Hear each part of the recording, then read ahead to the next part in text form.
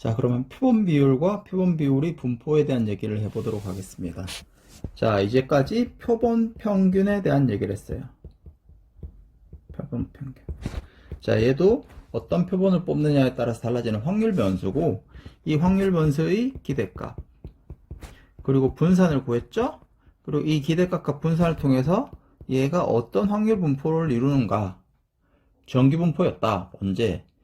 표본의 개수가 n이, 표본의 개수 n이 30보다 크면 중심극한 정리에 의해서 모집단의 분포가 어떻게 되든 항상 정기 분포가 된다. 이런 얘기를 했었죠. 자, 이제는 표본 평균이 아니라 표본 비율이라고 하는, 얘도 이제 표본에 따라서 달라지는 값인데 확률 변수죠. 얘도 그것의 기대값이 어떻게 되고 분산이 어떻게 되고 그걸 통해서 알 수 있는 표본 비율의 분포는 무엇인지, 자, 그런 얘기를 한번 해보려고 해요. 표본 비율을 우리가 배우는 이유는 표본 평균보다는 표본 비율을 활용할 때가 더 편리할 때가 많거든요. 자, 예를 들어서 이런 거예요. 자, 모집단에서 사건의 결과가 단지 두 개만 존재할 때인 거죠. 두 개만 존재할 때. 그때는 모집단의 평균을 아는 것보다는 모집단의 비율에 더 관심을 가지게 돼요. 즉, 특정 사건이 일어나는 횟수에 관심을 갖는 것이다. 이게 무슨 말이냐면, 우리가 예를 들어서 성공, 실패, 아까 두 개만 관심 갖는다고 그랬죠. 사건의 결과가. 그 사건이 일어났어. 성공이야. 일어나지 않았어. 실패야. 이렇게 두 개만 있으면 우리는 어디에 관심을 갖냐면, 그러면 성공을 몇 번 했느냐, 여기에 관심을 갖는다라는 거예요. 둘 중에 하나. 그래서 만약에 성공을 우리가 1이라고 하고 실패를 0이라고 하면 몇 번 성공했느냐, 여기에 관심 갖는, 만약에 몇 번 성공했느냐에 관심을 갖는다면 표본의 크기가 만약에 n이라고 했을 때 그 n 중에 1이 몇 개 있느냐, n번 중 몇 번 성공했느냐, 이게 전체 n의 개수로 나눴을 때 어떤 비율이 되는데, 그게 어떤 표본에 따라서 달라지는 표본 비율이 되겠다라는 거예요. 자, 두 개만 관심 갖는다는 얘기는 성공, 실패로 나뉘고 그 성공, 실패 중에서 성공에 관심을 갖겠다, 이런 얘기예요. 자, 예를 들어서 볼게요. 생산 제품의 불량률이에요. 즉, 불량한 개수가 몇 개냐? 불량 아니면 양품인 거니까요. 그리고 이제 신문 구독률 같은 거도요. 신문을 구독한 가정의 수와 신문을 구독하지 않은 가정의 수를 나눠서 생각할 수도 있고, 비만율도 마찬가지예요. 비만인 사람이 있다, 비만이 아닌 사람이 있다. 그러면 전체 중에 비만인 사람이 몇 %냐? 그런 식으로 생각할 수 있겠다라는 거예요. 비율을 생각하겠다라는 거죠. 자, 이와 같이 어떤 특성을 가진 것의 비율을 모비율, 그러니까 모집단에서 특성을 가진 것의 비율을 모비율이라고 하고 그것을 P라고 나타낼게요. 그때 이미 추출해서 크기가 n인 표본에서 그 특성을 똑같이 가진 것이 추출한 획수를 x라고 하면 얘는 표본 비율이 돼요. 자, 그러니까 얘는 x는 1이 될 수도, 0이 될 수도 있고 1이 될 수도 있고 2가 될 수도 있고 n이 될 수도 있죠. 크기가 n이니까 그 n개의 원소 중에서 특성을 가진 것이 한 번도 안 일어나면 이 라지 x라고 한 게 0이고, 한 번 일어나면 1이고, n개 중에서 n번 다 일어나면 이게 n이겠죠. 그거를 이제 x 햇, p 햇이라고 하겠어요. 얘를 표본 비율이라고 하겠다는 거죠. 자, 여기 있는 걸 다시 한번 그림으로 나타낼게요. 크기가 n인 표본이 있어요. 거기서 성공을 1이라고 하고 실패를 0이라고 하는 거죠. 그때 모집단에서 크기가 n인 표본을 뽑아요. 자, 표본 1, 첫 번째 표본을 뽑았다고 봅시다. 그때 성공을 1이라고 하고 실패를 0이라고 했기 때문에 첫 번째 성공했어요. 첫 번째 뽑은 표본에서.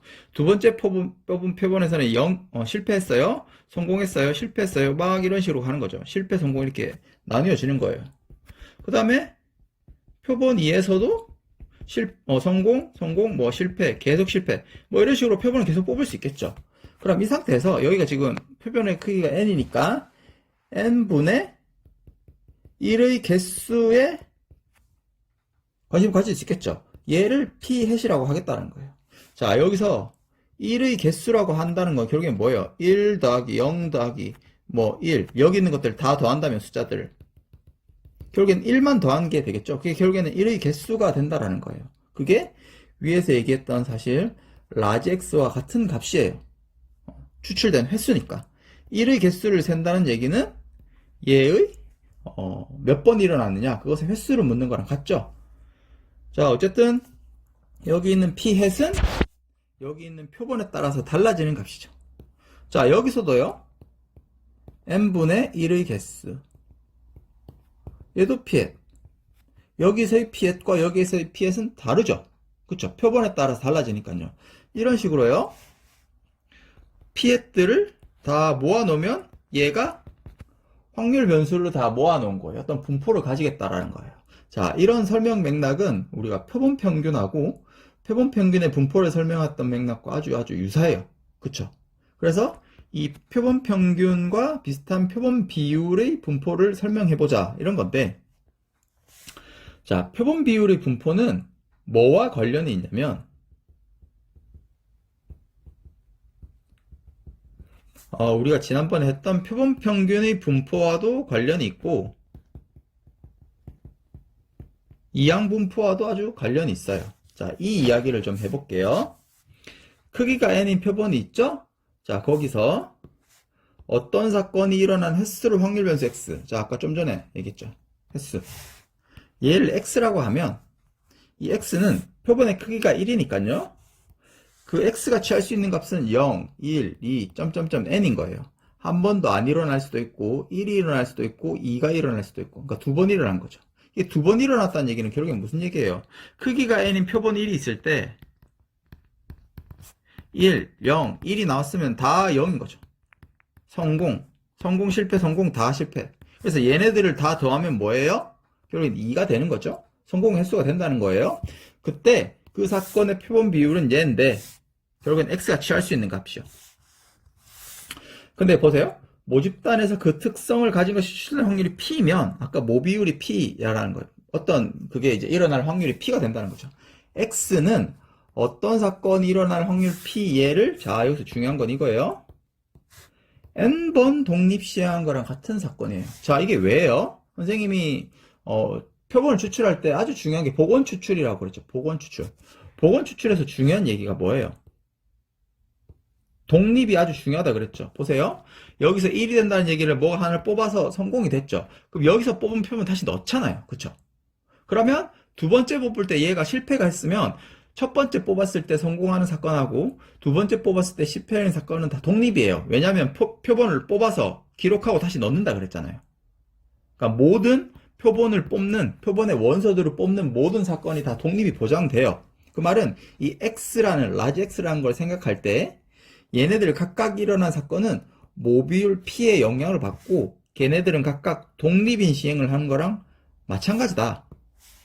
여기서 어떤 사건 n번 중에서 어떤 사건 x가 일어날 얘도 사실 이제 표본에 따라 달라지는 값인데 아까 얘기했듯이 0, 1, 2, n이 되듯이요. 표본에 따라서 여기 있는 표본에서 만약에 이제 라지 x가 2고 뭐 여기서 같은 경우는 이 뒤쪽이 다 0이라면 확률 변수 x는 3이겠죠. 그때는 그러니까 표본에 따라 달라져요. 확률 변수예요. 이 확률 변수는 어떤 분포의 지배를 받냐면 이항 분포의 지배를 받겠다는 거예요. n번 시행해서 각각이 독립적으로 p의 확률을 일어나니까요. 그쵸? 자, 근데 이 라지 x가 표본 비율을 나타낼 때 분자에 있는 x를 결정하는 값이에요. 여기 있는 n 값은 표본의 크기니까 고정이 되어 있고, 따라서 우리가 지금 얘기하려고 하는 표본 비율 p 햇이라는 거는 이렇게 생각할 수 있어요. n분의 발생 횟수. 왜냐하면 표본 비율이란 거는 표본의 크기 n에서 그 사건이 몇 번 일어나느냐에 관심을 가지니까요. 사실 얘를 좀 전에 얘기했던 그 라지 x라는 변수로 생각했다라는 거예요. 그쵸? 근데 얘는 어떻게 돼요? 여기 있는 n은 상수죠? 표본의 크기 n분의 1로 뽑아내면 이렇게 되는데, 이게 뭐냐면 얘를 이러한 이항분포의 지배를 받겠다는 거죠. 자, 이항분포 이렇게 되면 요놈의 기대값 어떻게 돼요? np가 되고 분사는 어떻게 되죠? np의 1-p죠?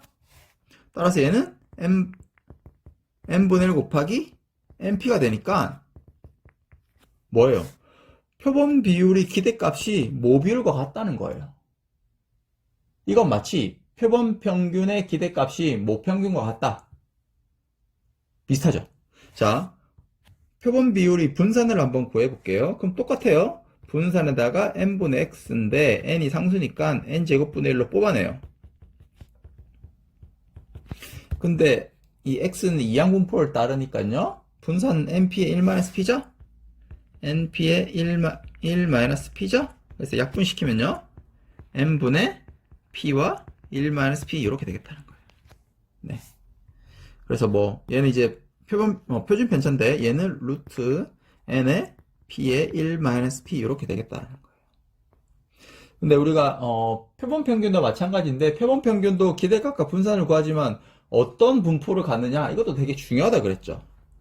그래서 지금 표본 비율의 기대값하고 표본 비율의 분산을 얘기했는데 분포에 대한 얘기를 하자면 자 일반적으로 표본의 크기 n이 충분히 클 때 자 얘는 30보다 크다고 하겠어요. 우리 중심극한 정리를 사용할 때 n의 크기가 충분히 30보다 크면 중심극한 정리를 언급할 수 있죠. 근데 이 p hat 표본 비율의 분포는 근사적으로 정규 분포를 따라요. 뭐처럼요?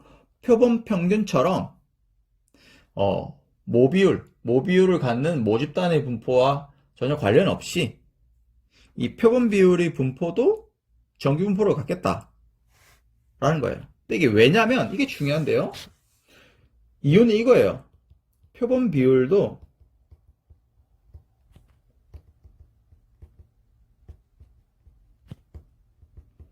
표본 평균의 개념으로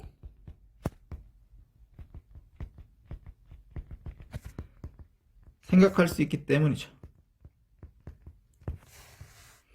이건 무슨 얘기냐면 P햇이 표본 비율이에요. 즉 n분의 성공했으죠? 그쵸? 이 말은 무슨냐면 n분의 성공은 1 아니면 0이죠. 1 아니면 0의 값을 갖는데 1의 개수만큼을 성공 횟수라고 본다면 결국엔 1을 다 더한 거예요. 0을 더할 수도 있지만 0을 더하면 어차피 계산에 변화가 없죠? 결국에 얘는 뭐냐면 이 값들을 더한 게 결국에는 이 값들을 더해서 n으로 나눈 게 결국엔 표본 평균의 비율, 표본 평균을 구한 거랑 마찬가지 상황이 된다는 거죠. 결론은 이거예요. 표본 비율이라고 선생님이 얘기하지만 성공, 실패 둘 중에 하나로 봤을 때 성공을 1, 실패를 0이라고 보면 결국에는 표본 비율도 표본 평균을 생각한 거랑 마찬가지다. 이 이야기가 되겠다라는 거예요. 따라서 얘도 표본의 크기가 충분히 크면 정기분포를 따르게 되고 그놈의 기대값은 요놈의 값, 그놈의 분산은 요놈 값이 되는 거고 결국에는 이렇게 되는 거죠. 어떻게 돼요? P n분의 PQ 이렇게 되겠다는 거예요. PQ라고 하지 말고 P의 1-P라고 합시다.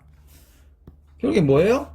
이 표본 비율의 분포는 정규 분포인데 어디에 지배를 받냐면 이 정규 분포에 지배받는데 모비율 값하고 표본의 크기만 알면 되겠다 이런 얘기예요. 그래서 그 값을 알면 요놈의 분포를 설명해낼 수 있다. 이게 표본 비율하고 표본 비율의 분포에서 중요한 내용이 되겠다라는 거죠. 자, 문제를 같이 보면서 한번 더 생각해 볼게요.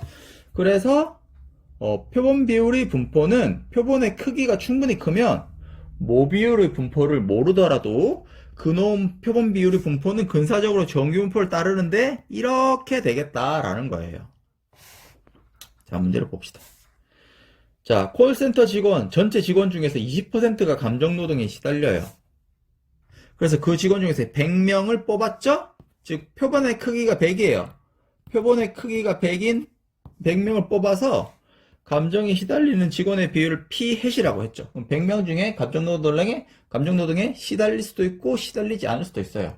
시달리는 사람이 하나도 없을 수도 있고 100명 다 시달릴 수도 있고요. 그래서 이 P햇이란 거는 100명을 어떻게 뽑느냐에 따라서 달라지는 확률 변수다. 근데 그놈의 분포는 이 n 값이 30보다 크기 때문에 정규 분포를 따르게 되겠다라는 게 선생님 좀 전에 했던 얘기라는 거죠. 자, 다시 한번 얘를 그림으로 그리자면, 자, 감정노동, 얘를 1이라고 합시다. 감정노동이 아니에요. 그럼 뭐 강철 멘탈이라고 할까요? 강철 멘탈. 얘를 0이라고 한다면 모집단에서 표본을 뽑아요. 표본이 크게 100. 그럼 100명 중에 감정노동에 시달리는 사람이 있을 수 있고, 이렇게 안 시달리는 사람이 있을 수 있고, 그럼 얘네들을 100분의 1의 개수로 세알려요. 그럼 지금 같은 경우는 3이 될 수도 있고요. 이게 이 표본에서의 표본 비율이고요. 이렇게 표본을 뽑을 때마다 계속 표본 피햇이 계속 나오겠죠?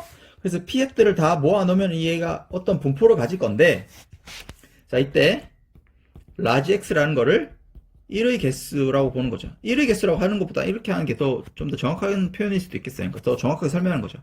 감정 노동에 시달리는 사람의 수인 거죠.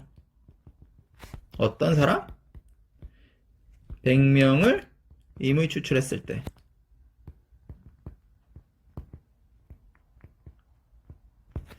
(100명을) 임의 추출했을 때 감정노동에 시달리는 사람의 수라고 한다면 P햇이라는 거는 결국에는 100분의 X 이렇게 쓸 수 있겠다라는 거예요. 이 X는 어떻게 된다고요? 이항분포를 따를 건데 100명 중에 자 20%가 감정노동에 시달린다 그랬죠. 그러니까 10분의 2 이렇게 되겠다는 거죠. 자, 그럼 어떤 얘기를 할 수 있어요? 요 놈의 기대값은 100분의 S와 같고요. 100분의 얘인데 요 놈의 분포가 이항분포니까 이 값은 네, 곱하니까 20이네요. 그쵸? 그럼 분사는 4 이렇게 되겠네요. 그쵸? 그래서 맞나요? 네. 그래요? 16이 되겠네요. 16. 그렇죠? 네, 그렇죠. 네. 그래서 이 값은 100분의 20이니까 5분의 1이 되고, 요 놈의 분산은 100분의 x인데, 100의 제곱분의 1에 x의 분산이니까 16이죠. 그럼 얘는 100분의 4의 전체 제곱이 되겠다라는 거예요. 자, 따라서 얘가 지금 표본의 크기가 100이에요. 충분히 크죠? 그래서 이 표본 비율의 분포는 어떤 분포냐? 정규 분포의 지배를 받는데 평균이 5분의 1이고 분산이 100분의 4의 제곱이 되겠다라는 거예요. 자, 그때 우리는 뭘 알고 싶어요? 요렇게 되는 확률을 구하라 그랬죠. 0.16. 그러면 이렇게 하면 돼요. 0.16 P햇 0.28. 근데 얘가 이제 이미 정규 분포를 따르니까 표준화 시키면 100분의 4분의 100분의 16 빼기 100분의 평균이 5분의 1이니까 100분의 20이겠네요. 네, 이렇게. 그럼 얘를 Z로 바꿀 수 있고 100분의 4분의 100분의 28 빼기 100분의 20. 자, 이거 계산하시면 마이너스 1하고 2 사이에 있게 되는데 여기 있는 표를 이용하면 요놈의 확률이 0.3413 더하기 0.4772 이렇게 되겠다라는 거예요. 자, 요걸 계산하는 건 사실 뭐 중학생들도 할 수 있는 거고, 중요한 거는 이 결과만 이해하지 마시고 선생님이 계속 이 그림 계속 그리고 있죠. 이거 다시 여기까지 이 그림 이 상황을 계속 여러분들이 이제 익숙해지실 때까지 계속 그리면서 이 상황이 머릿속에 그림이 그려져야 돼요. 그래야지 이 단원을 정확하게 이해할 수 있는 거지. 계산만 하면 선생님 눈에 얘기하지만 계산만 하면 여러분들 남는 게 없어요.